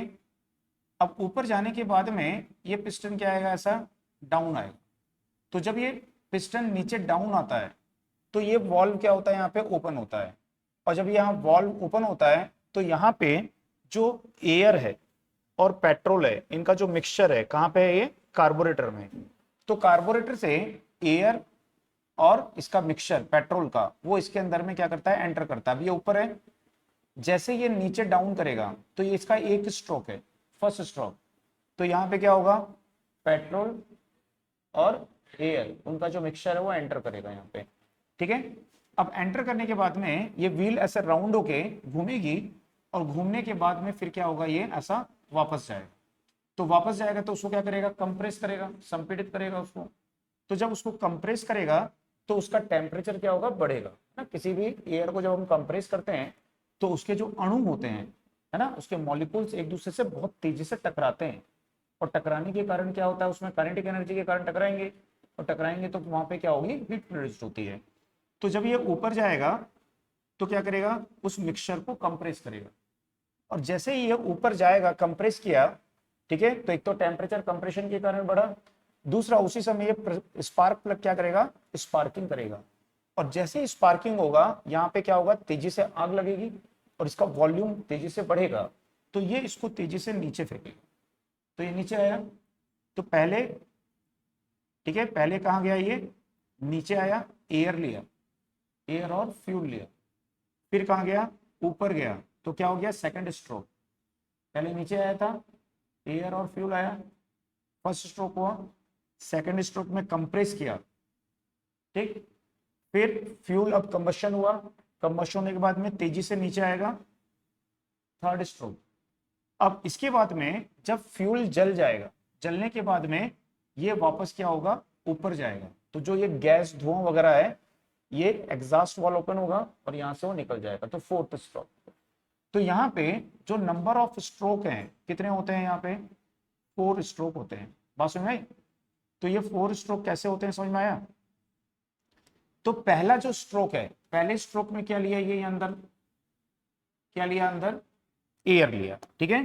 तो पहले स्ट्रोक में अंदर और एयर और फ्यूल लिया, तो उसको बोलते हैं इंटेक्ट स्ट्रोक या सक्शन स्ट्रोक। तो पहला जो स्ट्रोक होता है उसको बोलेंगे सक्शन या इंटेक्ट स्ट्रोक, उसको बोलेंगे, ठीक। सेकंड स्ट्रोक में क्या हुआ, कंप्रेस किया, तो उसको क्या बोलेंगे, कंप्रेशन स्ट्रोक।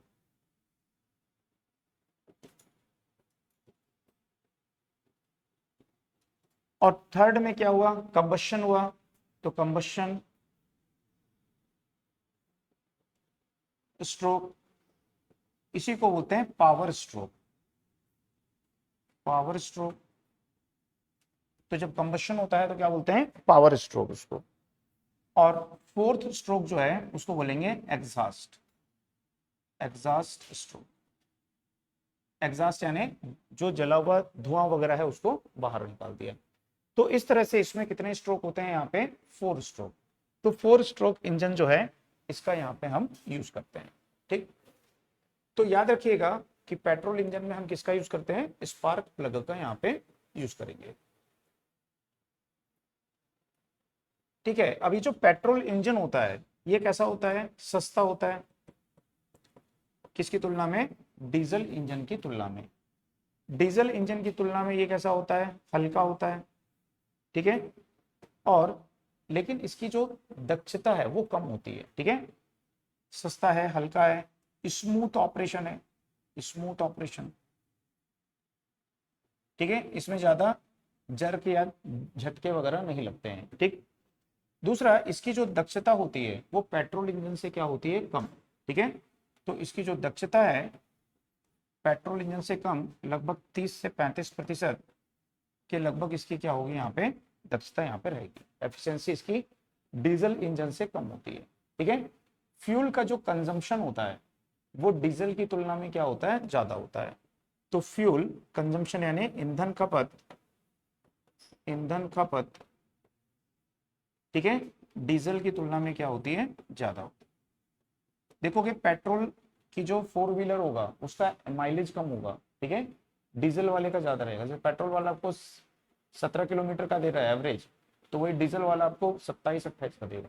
ठीक है, तो ईंधन की खपत जो होती है पेट्रोल इंजन में क्या होती है, ज्यादा होती है। ठीक,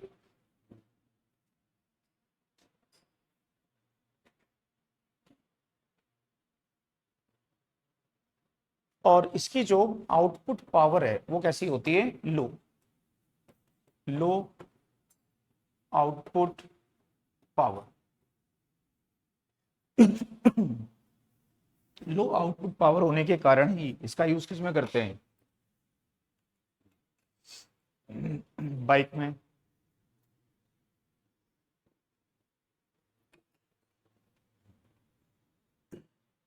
तो लो आउटपुट पावर है इसलिए इसको कहाँ यूज करते हैं हम, बाइक में यूज करते हो आप, स्कूटी में यूज करते हैं। ठीक है, तो बाइक में, स्कूटी में इसमें पेट्रोल इंजन का यूज करते हैं, कार में करते हैं। लेकिन कभी देखियो बस में, ट्रक में, लोकोमोटिव में यूज करते हैं क्या, तो इसका यूज नहीं करते हैं। तो बस, ट्रक, लोकोमोटिव में इसको यूज नहीं करते हैं। कारण क्या है, लो पावर, इसकी पावर लो होती है। ठीक है,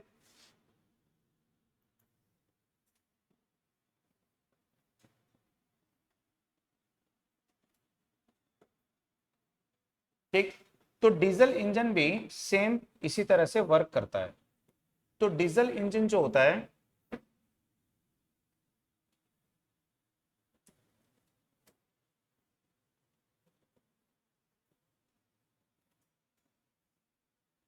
ठीक है, तो जैसे देखेंगे कि जो डीजल इंजन है, तो हेडिंग डाल लो उसमें डीजल इंजन। अभी पेट्रोल इंजन देख रहे थे है ना, तो यहाँ पे हेडिंग डाल लो इसमें डीजल इंजन।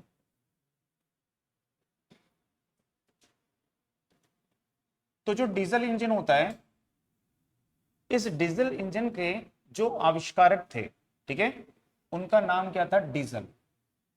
इनका नाम क्या था, डीजल। तो इसी के नाम पे इसको क्या बोला गया, डीजल इंजन। तो याद रखना आसान है। ठीक है, तो डीजल इंजन क्यों बोला जाता है, समझ में आ गया।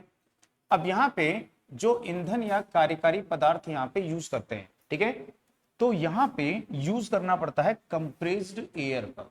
यहाँ पे किसका यूज करते हैं, कंप्रेस्ड एयर। तो इसके लिए इंजन के साइड में यहाँ पे क्या लगाना पड़ता है, एक टर्बो लगाना पड़ता है। ठीक है, यहाँ पे एक लगाना पड़ता है ऐसा, टर्बो इसको बोलते हैं। ठीक है, तो जो टर्बो यहाँ पे होता है ये क्या है, एक तरह का ब्लोअर जैसा ही है। ये वातावरण से क्या करेगा, वायु को खींचेगा, और वायु को खींच करके फिल्टर देखोगे फिल्टर रहता है गाड़ियों में, उसको क्या करेगा, फिल्टर करेगा, और फिल्टर करके वो क्या करेगा, इसको यहाँ पे इंजेक्ट करेगा। ठीक है, तो यहाँ पे जो स्टार्टिंग में जो पहला स्ट्रोक है जिसको हम सक्शन या इंटेक स्ट्रोक बोलते हैं, डीजल इंजन में यहाँ पे सिर्फ क्या जाती है, कंप्रेस्ड एयर। ठीक है, पेट्रोल इंजन में क्या जाता है, पेट्रोल और एयर जाती है, लेकिन डीजल इंजन में ऐसा नहीं जाएगा। ठीक है, तो डीजल इंजन में यहाँ पे फर्स्ट स्ट्रोक में क्या जाएगी, यहाँ पे केवल एयर जाएगी। ठीक है, कौन सी एयर, कंप्रेस्ड एयर, जिसको क्या बोलते हैं, संपीड़ित वायु। तो संपीड़ित वायु। ठीक है, तो ये टर्बो क्या करेगा, वातावरण से वायु को खींचेगा और यहाँ पे कंप्रेस करेगा। तो पहला स्ट्रोक इसका भी सेम रहेगा, ऊपर जाके नीचे आएगा, तो इसके अंदर में क्या आएगी, यहाँ पे कंप्रेस्ड एयर आएगी। कंप्रेस्ड एयर मतलब उस एयर का जो दाब होता है वो वायुमंडलीय दाब की तुलना में ज्यादा होता है, तो वो एयर यहाँ पे आएगी। ठीक, अब दूसरा यहाँ पे कार्बोरेटर का यूज नहीं करेंगे। जैसे यहाँ पे कार्बोरेटर यूज कर रहे थे मिक्स करने के लिए, किसको मिक्स कर रहा था, ये एयर और पेट्रोल को, तो यहाँ पे तो कोई मिक्स करने की जरूरत नहीं है, तो इसमें कार्बोरेटर का यूज नहीं करते हैं। इसमें स्पार्क प्लग का भी यूज नहीं करेंगे। ठीक है, तो इसमें स्पार्क प्लग का यूज नहीं करेंगे। स्पार्क प्लग की जगह यहाँ पे यूज करेंगे फ्यूल इंजेक्टर। एक फ्यूल इंजेक्टर यहाँ पे होता है। ठीक है, इस प्रकार से, तो ये जो है ये है यहाँ पे फ्यूल इंजेक्टर, यानी कि ये डीजल को क्या करेगा, इसके अंदर में प्रवेश कराएगा। ठीक है, इंजेक्ट करेगा, तो यहां से आएगा डीजल। जब वो बोलेगा आना है तभी आएगा, अपनी मर्जी से नहीं आएगा, है ना। तो यहां पे सबसे पहले क्या होगा, फर्स्ट स्ट्रोक में ये ऊपर गया। ठीक, ऊपर से क्या आ रहा है, ये नीचे आ रहा है, तो पहला स्ट्रोक क्या करेगा, सक्शन करेगा। किसको सक्शन करेगा, कंप्रेस्ड एयर को। तो सक्शन या इंटेक स्ट्रोक इसमें भी रहेगा सेम। ठीक है, कंप्रेस, उसको कंप्रेस से अंदर आया, इंटेक किया, उसको इंटेक करने के बाद ये व्हील घूमेगी और इसको क्या करेगी, वापस लेके जाएगी। अब जब ये वापस लेके जाती है तो बहुत कम समय में तेजी से ये ऊपर जाना चाहिए। तो बहुत कम समय में जब ये तेजी से ऊपर जाता है तो एयर को क्या करेगा, बहुत कम समय में तेजी से कंप्रेस करेगा। तो कौन सा प्रसार होता है, रुद्धोष्म प्रसार। ठीक है, रुद्धोष्म प्रसार नहीं बोलेंगे, संपीड़न। तो रुद्धोष्म क्या होगा, संपीड़न, जिसमें बाहर की ऊष्मा अंदर नहीं जा सकती, अंदर की ऊष्मा बाहर नहीं आ सकती। तो जब बहुत तेजी से दबाएगा तो इसके अंदर में जब एयर कंप्रेस्ड होगी तो उसका तापक्रम लगभग कितना बढ़ जाएगा, तो इतने हाई टेम्परेचर पे अब यहाँ पे एयर आ जाएगी। सेकेंड स्ट्रोक है कंप्रेशन। ठीक है, तो इतने हाई टेम्परेचर पे जब एयर आएगी तो इस समय यहाँ पे फ्यूल इंजेक्ट होगा।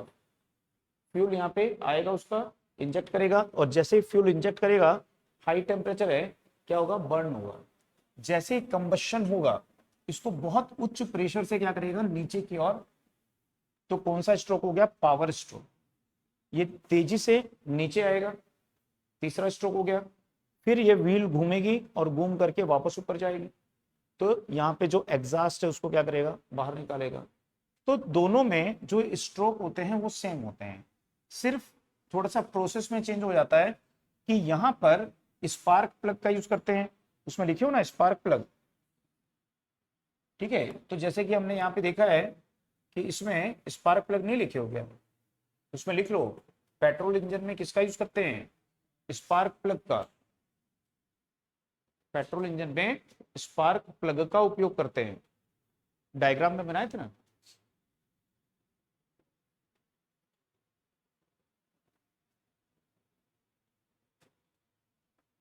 ठीक, तो यहां पे जो यूज करते हैं वो यूज करते हैं fuel injector. Fuel injector, spark plug use नहीं करते हैं।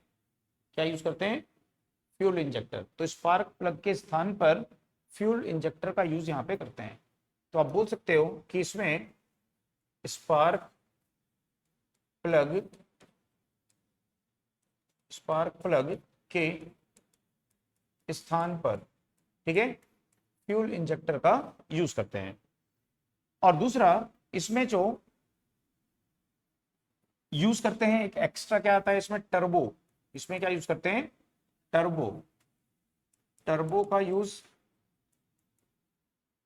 संपीड़ित वायु, संपीड़ित वायु के लिए करते हैं। तो संपीड़ित वायु के लिए, कंप्रेस्ड एयर के लिए टर्बो का यूज यहाँ पे करते हैं, ठीक। अब इसमें जो एयर फ्यूल रेशियो होता है ये यहाँ पे 14.5 के लगभग यहाँ पे होता है। तो एयर फ्यूल रेशियो जो है उसकी वैल्यू यहाँ पे होती है 14.5/1, ठीक है। इसमें भी 4 स्ट्रोक होते हैं और यहां पर 4 स्ट्रोक होगा इसमें भी। ये महंगा होता है, डीजल इंजन जो होता है वो पेट्रोल इंजन से कैसा होता है, महंगा होता है, ठीक है। तो हम बोलेंगे महंगा है, भारी है, तो ये महंगा रहेगा, भारी रहेगा, ठीक। इसमें जो ऑपरेशन है वो स्मूथ ऑपरेशन यहाँ पे नहीं होता है। तो इसका जो ऑपरेशन है वो स्मूथ नहीं होता है, ठीक है। इसमें वाइब्रेशन यानी कंपन और शोर, साउंड अधिक होता है। तो इसमें कंपन, वाइब्रेशन और शोर, साउंड अधिक होता है। इसकी जो दक्षता है वो अधिक होती है, ठीक है। तो इसकी जो दक्षता है वो अधिक रहेगी। इसकी दक्षता लगभग 55% से 70% के मध्य इसकी दक्षता होती है। अब इसमें जो ईंधन खपत है वो यहाँ पे कम रहेगी। तो ईंधन खपत इसमें कम होती है। आउटपुट पावर इसकी क्या होती है, हाई। इसकी आउटपुट पावर क्या होती है, हाई। तो हाई आउटपुट पावर,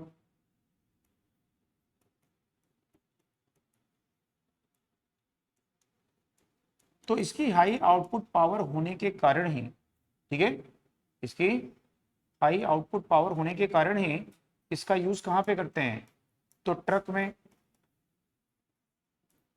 बस में, लोकोमोटिव में, तो इन सब में इसका उपयोग करते हैं क्योंकि इसकी आउटपुट पावर क्या होती है, हाई।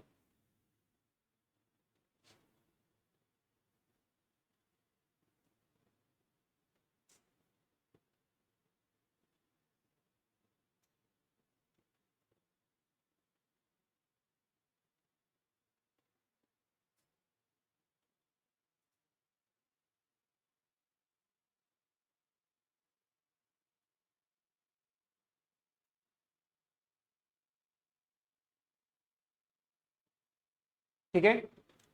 अब यदि जो बड़ी गाड़ियां होती है जैसे ट्रक है, बस है, लोकोमोटिव वगैरह है, तो जैसे इसमें एक सिलेंडर यूज किए हैं, तो एक सिलेंडर यूज करने से उसकी आउटपुट पावर कम है और इसका जो ऑपरेशन है वो स्मूथ नहीं है। इसमें कंपन क्या रहेगा, ज्यादा रहेगा, ठीक है। तो इसमें इसके टॉर्क को क्या करना है, हमको स्मूथनेस लानी है, उसमें स्मूथन करना है। और दूसरा इसकी आउटपुट पावर को भी हमको इंक्रीज करना है। तो इस प्रकार से यदि हम जो सिलेंडर है वो 4 सिलेंडर यूज कर सकते हैं, ठीक है। तो जो बड़ी गाड़ियां होती हैं उनमें मिनिमम कितने सिलेंडर का यूज करेंगे, 4 सिलेंडर का।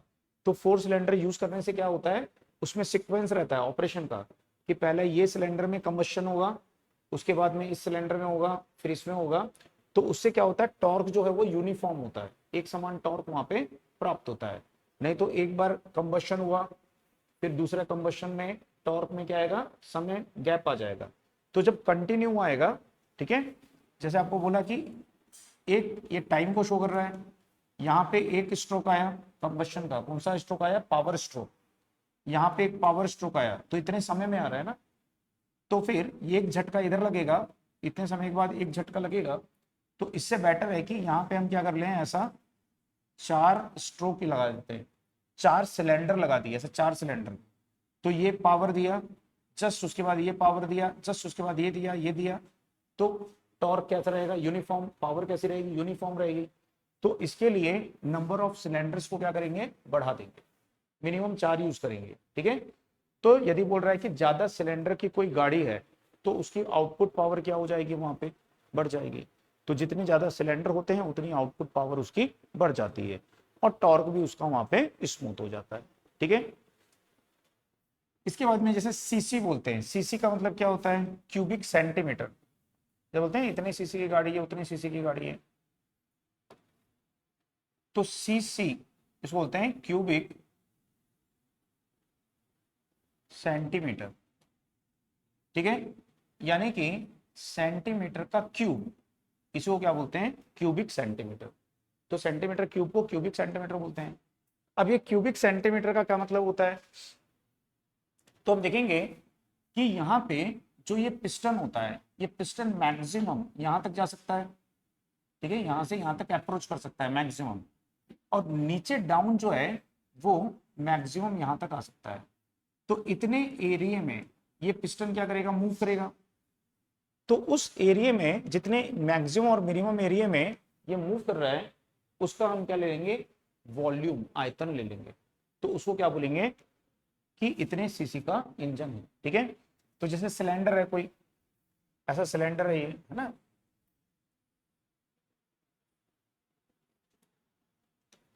तो यदि हम क्या किए, ऐसा सिलेंडर ले लिए और इस सिलेंडर में हम देखते हैं कि पिस्टन मैक्सिमम कहां तक जा सकता है, यहां तक जा सकता है, और मिनिमम नीचे कहां तक आएगा, यहां तक। तो इतने रेंज का हम क्या ले लेंगे, इसका वॉल्यूम ले लेंगे, आयतन ले लेंगे। तो उसको क्या बोलेंगे, कितना आयतन आ रहा है, तो उसको किस में लिखेंगे, सेंटीमीटर क्यूब में। उसी को क्या बोलेंगे हम, उसका इतने सीसी का इंजन है, ठीक। तो बेलन का जो आयतन होता है, सिलेंडर का आयतन यानी बेलन का आयतन, वही आपको निकालना पड़ेगा। तो इसका जो वॉल्यूम आप निकालोगे तो वॉल्यूम क्या हो जाएगा, तो एरिया इनटू क्या होता है, हाइट, ठीक। तो एरिया क्या होगा, जो सर्कल का एरिया है, पाई आर स्क्वायर, हाइट क्या हो जाएगी, एच। तो इसकी हाइट रख दो यहाँ पे और इसकी वैल्यू को रख दो, तो आपके पास में क्या आ जाएगा, वॉल्यूम आ गया। अब यदि आपका वॉल्यूम आया 120 सीसी, यानी इतना सेंटीमीटर क्यूब आया है, तो आप क्या बोलोगे कि आपकी गाड़ी कितने सीसी की है, 120 सीसी। जैसे छोटी गाड़ियां होती है, बाइक वगैरह, स्कूटी वगैरह है, वो कितने सीसी की होती हैं, 120 सीसी की होती हैं, ठीक है। जितना ज्यादा सीसी बढ़ेगा, ठीक है, उतना ज्यादा उसका वॉल्यूम बढ़ेगा, उतनी ज्यादा उसकी आउटपुट पावर वहां पे बढ़ेगी, ठीक है। तो जो बड़ी गाड़ियां होती हैं, कार वगैरह 1200 सीसी, है ना, 1800 सीसी, ऐसे रहती हैं। तो 1800 सीसी न लिख के उसको क्या लिखा जाता है, 1000 से डिवाइड कर देते हैं, तो उसको क्या बोलते हैं, 1.8 लीटर उसको बोलते हैं, या 1.2 लीटर। 1.2 लीटर का क्या मतलब है, 1200 सीसी, ठीक है ना। तो यदि जो सीसी है उस सीसी को हम क्या करेंगे, यहाँ पे 1000 से डिवाइड करेंगे, तो उसको किस में कन्वर्ट कर देते हैं, लीटर में, ठीक है ना। तो उतने लीटर का इंजन उसका, उतने सीसी का इंजन उसका वहां पे होता है, मतलब उसका वॉल्यूम जो है उतना वहां पे रहेगा। तो उसी के अनुसार उसमें एयर और फ्यूल जो है वो एंटर करेगा। जितना ज्यादा सीसी का है उतना ज्यादा एयर, उतना ज्यादा फ्यूल एंटर करेगा, ठीक है, उतना ज्यादा कंजम्पशन होगा, उतना ज्यादा उसकी पावर होगी। आई बात समझ में। तो जितना ज्यादा सीसी है उतना कम माइलेज हो जाएगा, क्योंकि फ्यूल ज्यादा डालना पड़ेगा उसको, तो माइलेज उसका क्या हो जाएगा, वहां पे कम हो जाएगा, ठीक। लेकिन आउटपुट पावर क्या हो जाएगी उसकी, वहां पे बढ़ जाएगी, ठीक।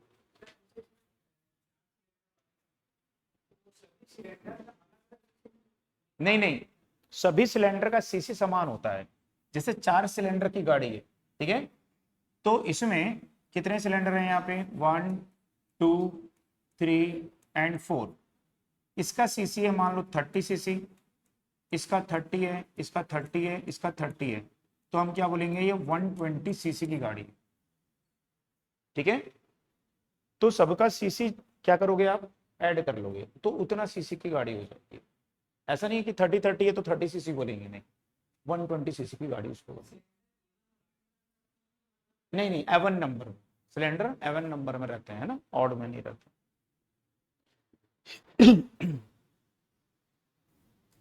जैसे वन सिंगल सिलेंडर की आ सकती है, सिंगल के बाद में 2 4 ऐसा रहे।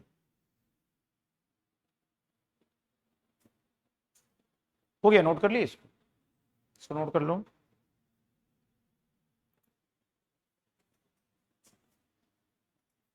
तो यहां पे देखेंगे कि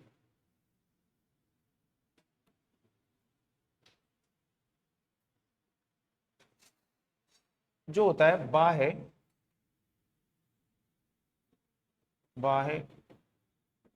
दहन इंजन, एक्सटर्नल कंबशन इंजन। तो बाह्य दहन इंजन जो है, एक्सटर्नल कंबशन इंजन जो है, ठीक है, ये कौन सा होता है, स्टीम इंजन। इसमें जो है ईंधन को बाहर में जलाते हैं, ठीक है। तो इसमें ईंधन को इंजन के बाहर जलाते हैं, ठीक। तो ये होता है स्टीम इंजन, स्टीम यानी वाष्प इंजन।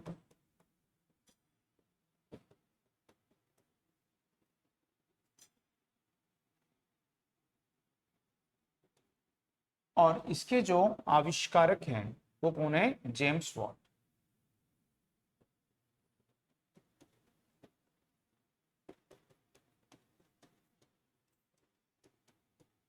ठीक है।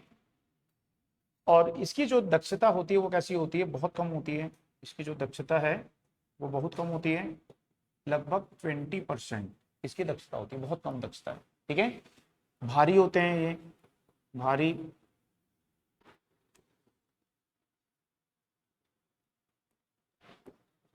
ज्यादा मेंटेनेंस,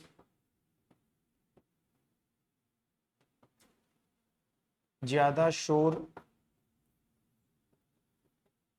ठीक है, प्रदूषण वगैरह करते हैं, पॉल्यूशन करते हैं। तो ये सब ऐसे ही है, इसमें से आता नहीं है क्वेश्चन ज्यादा। तो याद रखिए दक्षता और आविष्कारक इसके, है ना, स्टीम इंजन जो है।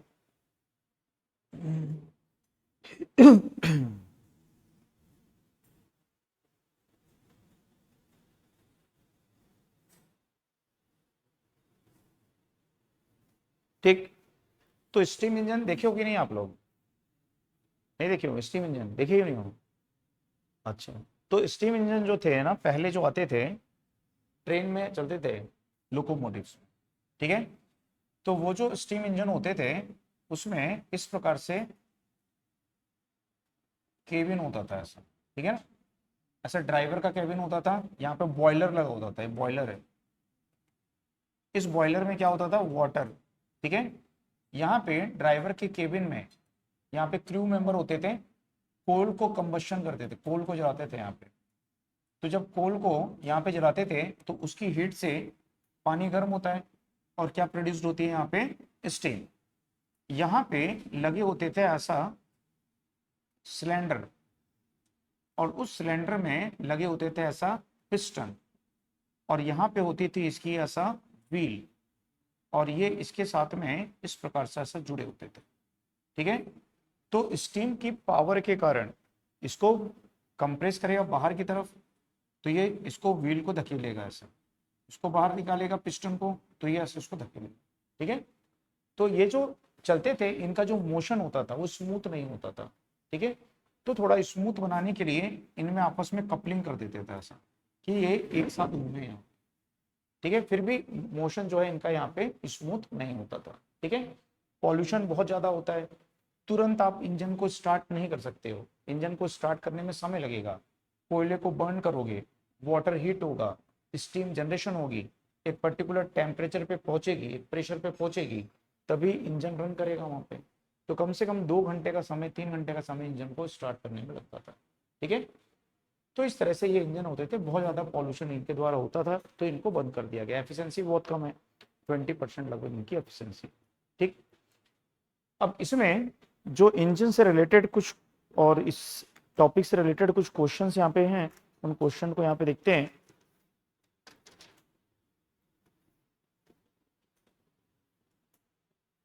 ठीक है। तो यदि बोलेगा कि भाप इंजन की दक्षता कितनी होती है, तो यदि बोलेगा भाप इंजन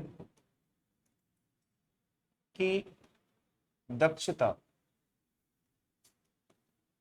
तो भाप इंजन की दक्षता कितनी होती है, तो आंसर क्या आएगा 20%, है ना। इसकी दक्षता कितनी होती है 20%। आदर्श ऑटो इंजन की दक्षता, आदर्श है इसके साथ में, है ना, आदर्श ऑटो इंजन, आदर्श यानी समझ रहे हो ना।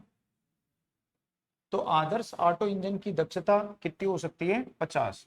ये आइडल कंडीशन, आदर्श कंडीशन में, जो कि व्यवहारिक स्थिति में कभी नहीं हो सकती। तो हमने व्यवहारिक स्थिति लिखी है कितनी 30 से 35%, ठीक है ना। वो व्यवहारिक स्थिति है, तो ध्यान रखना है ये आदर्श लिखा हुआ है।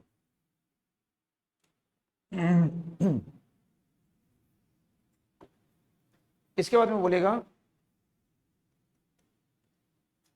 व्यवहार व्यवहार में डीजल इंजन की दक्षता, तो व्यवहार में डीजल इंजन की दक्षता आपको लिखवाया कितनी होती है 50 से 55% से 70% के मध्य, ठीक है। 70% से अधिक नहीं होगी, 70% से कम रहेगी, 70% से अधिक नहीं रहेगी, 70% से कम रहेगी।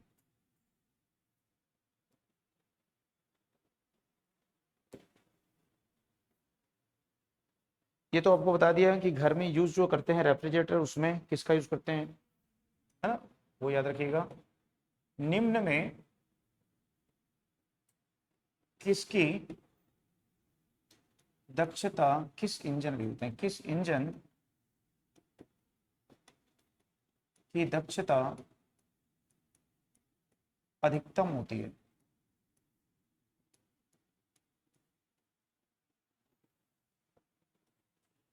दिया है आपको वाष्प ऑटो कार्नो डीजल, ठीक है।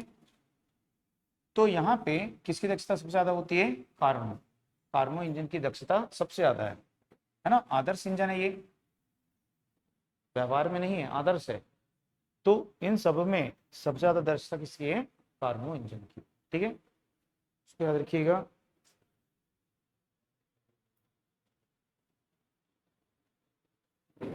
ठीक, इसके बाद में एक सिंपल क्वेश्चन है, यदि बोलेगा कि कमरे में पंखे को चालू कर देते हैं, बंद कमरे में पंखे को चालू करेंगे, तो कमरे का तापक्रम क्या होगा, बढ़ जाएगा, या वायु का तापक्रम क्या होगा, बढ़ जाएगा।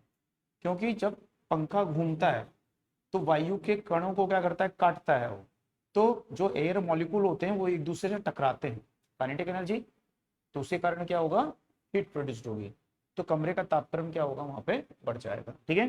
तो बोलता है कि बंद कमरे में, बंद कमरे में पंखा चालू करने पर